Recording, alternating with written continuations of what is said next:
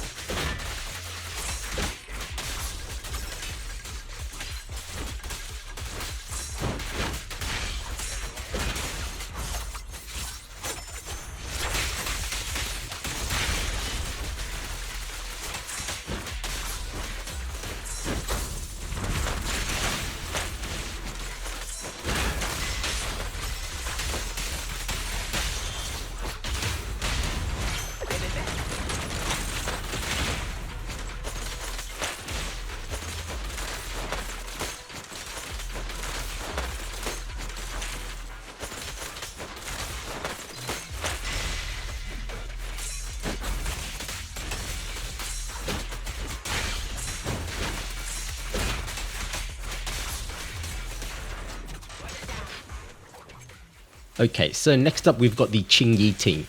So with this team, I just wanted to see if it was worth running a stun character with Jane.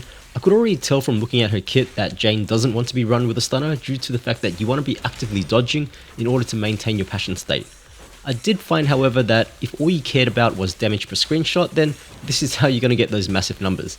If we stack our buffs right and we land the assault proc on a stunned enemy, you'll be able to get over 1 million damage from your assault easily. On that note, there is an achievement for dealing 1 million damage from a single attack, so if you're after that, then this is definitely the way to go about it. On the runs that I selected, I managed to land 2 assaults and an ultimate in the stun window, which netted me some decent clear times. On the runs that I didn't land the ultimate in the stun window, my kill times did blow out, so you might want to keep that in mind.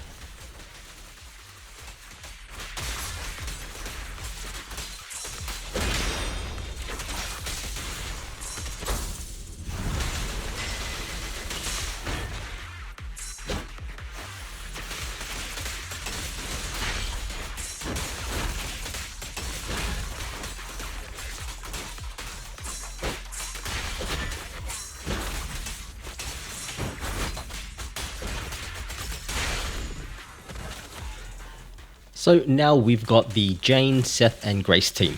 So for this team, I wanted to see how Seth works as a solo buffer for Jane in a disorder team. I don't really think that this works too well, since there are a number of problems with this team. I found that the overall disorder damage was much lower due to the fact that we have Seth stealing a lot of that electric anomaly application, and also the fact that Seth only buffs one character at a time, which meant that only Jane was getting that buff. It was also pretty awkward swapping characters to get to Grace, since you had to go from Jane to Seth and then to Grace and then back to Jane again. It was a lot of work for very little return, and most of the time I felt as though I would just rather stay on Jane the entire time.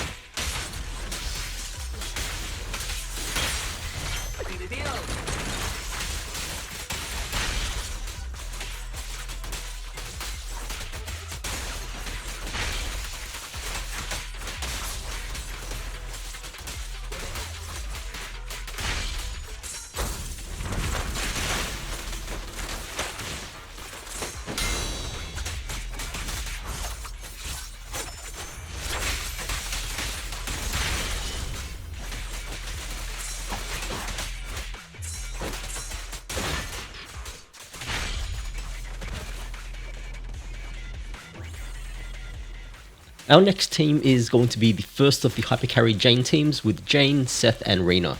So on paper this team looks to be pretty good, with some good synergy with Rina and Seth both being electric. I did find however that Rina's swap-ins were a little bit awkward, as there was a time slow but you're not really able to make use of it that well with Rina.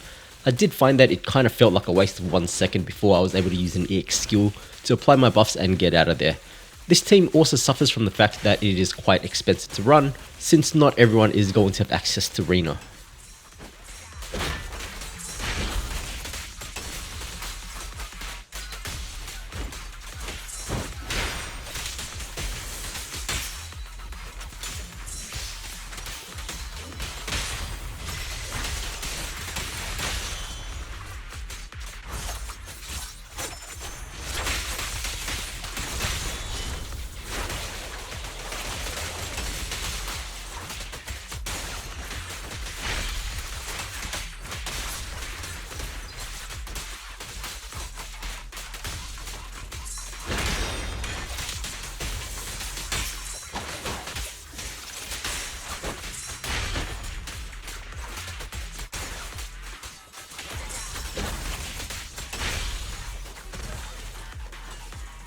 And then lastly we have Jane, Seth and Lucy.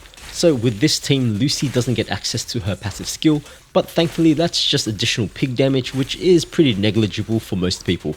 If you've got a super geared out Lucy with crazy crit substats, then you might disagree with me, but I personally think it's fine to not have it. The benefit of having Lucy over Rina though is that her buff is so fast to apply, and it also deals a bunch of damage as well. This buff also lasts a little bit longer than Rina's, which is pretty nice for Jane.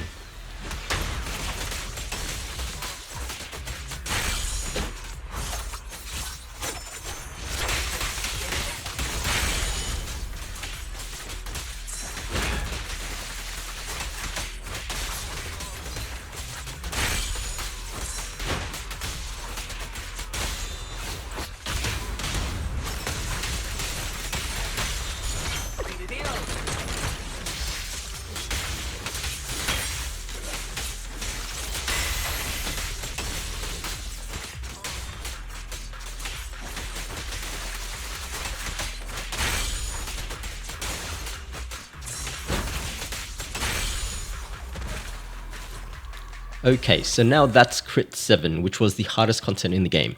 Now, what about something a little bit easier? Since I understand that not everybody is able to do crit 7 content right now, I figured we'll pick something that everyone can farm, so I decided to go with a level 55 Dullahan from the Expert Challenge mode. I decided to go with the Dullahan because he's got no resistances, but he also has no weaknesses that apply to the characters that we're testing, so it's going to be fairly even. So I'm going to be starting every fight here the same way, since wave 1 just contains 3 small turtlings and a dog. So we're going to be running in and we're going to try to pop 2 immediately using an EX skill, before quickly blowing up the third and then finally the dog. I don't expect the results for these runs to vary massively since the fight ends pretty fast, which means there is very minimal on-field time for that third character to really do anything, but we'll see if that ends up making a difference at all. So the start of this Dullahan fight is actually pretty awkward for us. He comes in and then he just stands there for a little bit before charging his sword up, so it does take a little while for him to throw out that first attack. This is actually pretty bad for Jane since we're not able to replenish our meter here as we attack him, so I usually just spend this time applying Daze and Anomaly as I wait for that first attack so that I can trigger a defensive assist to bring in my second character. Most of the teams finish this fight in the same way, with a stun triggering at the end before we throw out a Jane ultimate to finish him off. I think that a lot of the variance in kill times will be due to this final bit here, as the ultimate probably does overkill the boss, which means that we probably didn't need to wait for the entire stun chain to finish, but I do play it the same for all the teams. And so here's the next team fight. So honestly, there really isn't too much more to talk about here other than what I've already talked about. And so from here on out, we'll just let the footage play on. If you do have any questions or comments about any of the tests that I do here, then let me know down in the comments and I'll do my best to answer.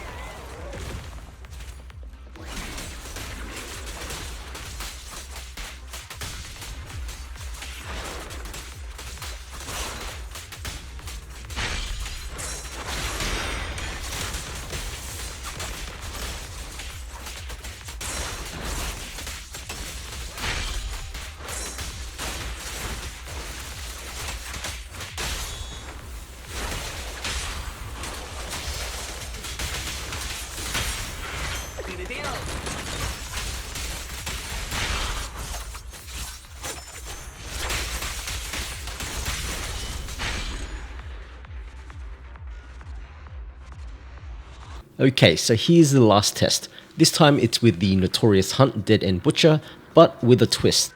So, on the content creator server, there's currently a bug in which the Dead End Butcher fight ends as soon as phase 1 finishes. So you're going to see a much shorter kill time here than what you would normally expect. That said, it's still a solid 1 minute fight with both a Dullahan and a phase 1 Butcher, so I decided to use it. So we'll just let it play out since I don't really have much more commentary to add to this, so feel free to watch, otherwise I'll see you guys at the conclusion.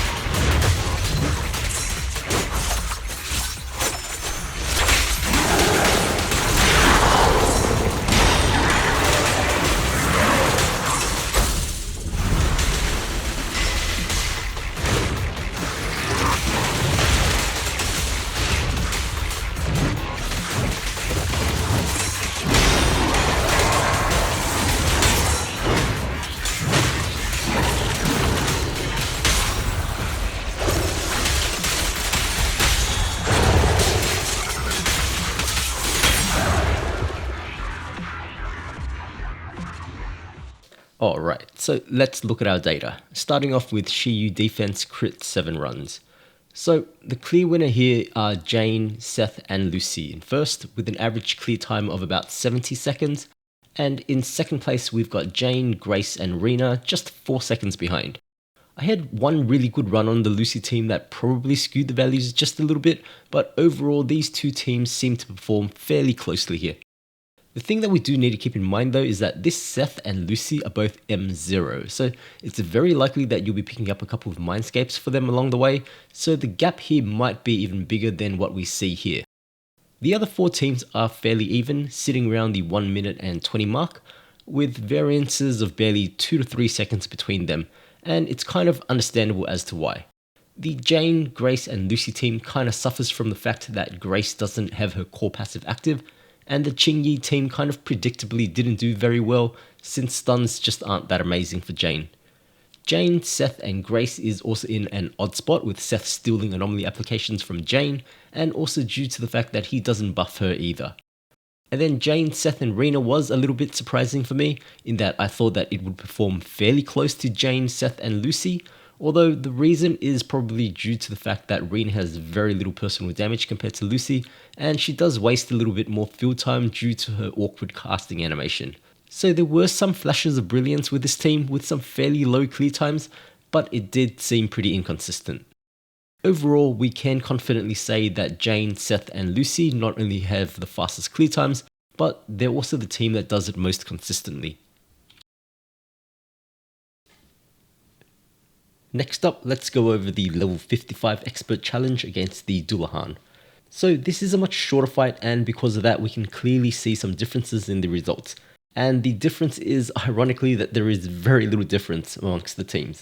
So straight off the bat we can see that the Qingyi stun team gets slapped with a big L, being almost 10 seconds slower than every other team.